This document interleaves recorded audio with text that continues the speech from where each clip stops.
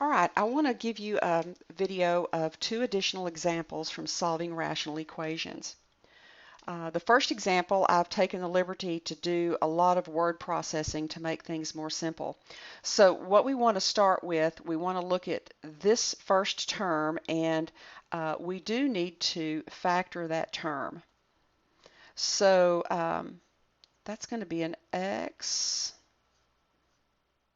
and an x. I've got a 2 and a 1, so that's going to be a plus 2 and a minus 1 in that denominator. This denominator, because I didn't leave myself enough room, we're going to call an x minus 1 to an x plus 1. It is the difference of squares. And then this denominator is going to have, I'm going to go up here with it, I've got a GCF of 2, which can help me factor that very quickly.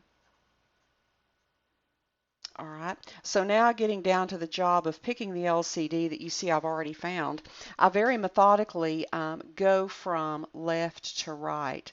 Get rid of that little stray mark there. So that way I don't lose things. So I have an x plus 2. It also shows up there. When I'm comparing those, had this one had a power larger than 2, I would have selected that factor with the power larger than 1. So since that's not the case, we've got a factor of x plus 2, which you see down there. And then I methodically move to x minus 1. Well, there's another one. All right. So I've taken care of the x minus 1s. There's a factor of x plus 1. Reoccurs here. So now I've taken care of the factor of x plus 2. I've taken care of the factor of x minus 1. And then there's the x plus 1. But there is also an additional factor of 2 that we want to include. So that's what you'll see right here. There's my LCD. There's my LCD. So then I'll distribute this entire LCD to the first term and then to the second term. So let's get about doing that. As you see, here's the subtract symbol from right here. It's a lot of stuff going on here. So notice the x plus 2 divides to 1. The binomial factor of x minus 1s divides to 1. And this factor, this binomial factor divide to 1. And then the 2's divide to 1. The x plus 2's divide to 1. And the x plus 1's divide to 1. I've heard people call that a cancel party. I just divide to 1. So I have 2 times 3 is 6 times x plus 1 minus, right here, negative 2 times 1 is negative 2, so minus 2 times x plus 2 equal 1 times 1 times, okay, there is 7 times x minus 1. All right, so now we're about the business of solving. We've cleaned the equation up and made it more simple to look at. All right, so let me make sure I've used my distributive property correctly. Okay, so I have 6x minus 2x is 4x. 6 minus 4 is plus 2 equals 7x minus 7. And I'll tell you straight up, I've worked this problem before, and every once in a while I'll forget to make that distributive action right here and bring down the 7, and it will absolutely throw your answer completely off. So when I subtract 7 from both sides, that'll give me a negative 3x. And if I subtract 2 from both sides, that'll get me a negative 9. And then when I do the division, I've got an x equals 3. Now, I forgot my list of values that x can't be. X cannot be a 0. Excuse me, x cannot be a negative 2. X cannot be a 1. And x cannot be a negative 1. Because if you'll notice, if you sub those in their appropriate places, some of those terms will have zeros in the denominator. So since 3 is not part of the list, then we have one nice real solution there. Let's move to the next slide. All right, example 2. I chose this example because you'll notice these two binomial factors, this one's to the power of 2, this one is not. All right, so as far as my LCD is concerned, the binomial is completely factored.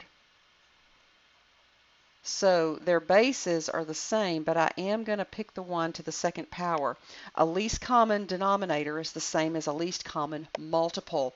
Multiples are either the same number of factors or more. So we always pick the higher or the highest power. So what I'm going to do now is get about solving. So I'm going to multiply the LCD to the left, right here, and then equals, and then the LCD times the right side.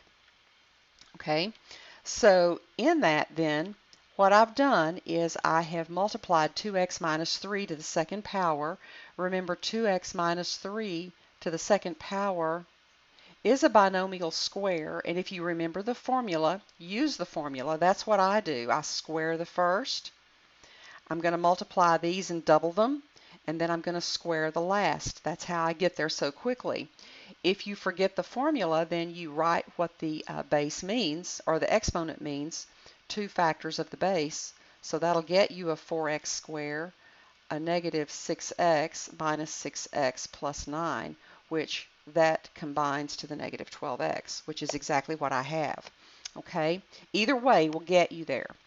So then I've used the distributive property here and here. All right, notice that. Now this is to the first power. So what we can do when we simplify is we've got this one divides out to 1, and that power, I'm subtracting exponents actually. All right, so let me go ahead and write that step. That will be 7 times 2x minus 3. I've got a plus. Okay, that little 1 right there hides the plus. Now notice here I have an 2x minus 3 to the second and a 2x minus 3 to the second power. Those both divide to 1, so I have plus 1 times 3, which is 3. Okay, so on the left I've got 24x squared minus 72x plus 54.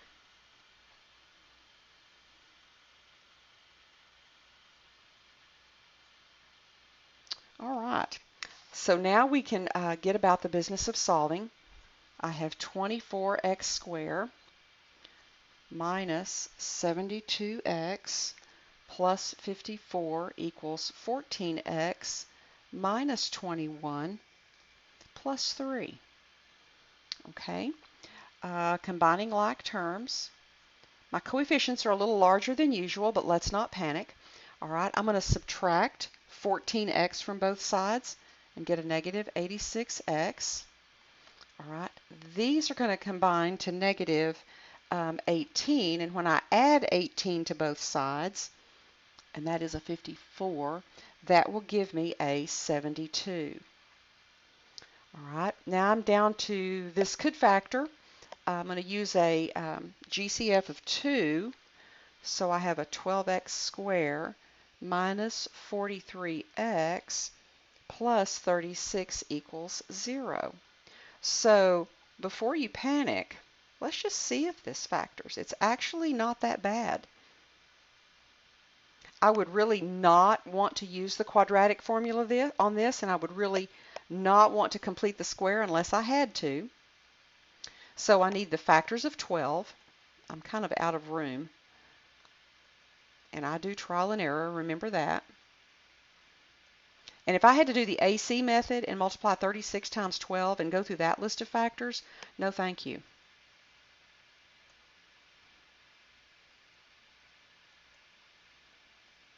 Okay, so I'm going to try the 4 times 3 in that first position, which makes easy work of selecting values. I'm not going to use the 6 and the 6, because if I use the 6 here and here, there's a GCF in each binomial factor, so I'm not even going to try it. The 4 and the 9 look possible. I'm not going to put the 9 here because of the GCF of 3 between the 3 and the 9, but I'm going to try it here and here. Wouldn't put the 4 here because of that same idea. So if you check, you'll have 12x squared, positive 36. So you have a negative 27x minus 16x will get you a negative 43x. So I'm going to move up, and I will set each factor equal to 0. Oops. Can you also divide both sides by 2? Absolutely. And that would eliminate that 2, and I just did it again.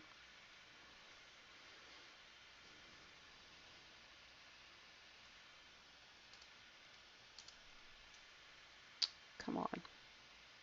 There we go. So setting those factors equal to 0. And again, if you divide both sides by 2, you eliminate this. Okay. Or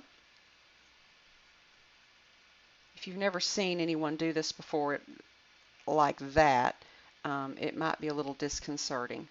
It is a factor, but the fact that it doesn't contain a variable, if it was 2x equals 0, I would solve that for x and get x equals 0. But since there's no x involved, I can ignore it, which is the same as dividing by 2 on both sides and getting these factors and dealing with just these two. So I'm going to add 9, divide by 4.